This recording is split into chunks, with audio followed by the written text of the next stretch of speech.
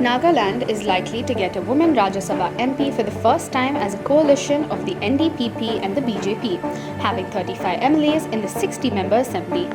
Nominated the Saffron Party's Mahila Morcha president, S Phangnon Konyak, as the candidate for the election to the state's lone seat to the upper house of the parliament.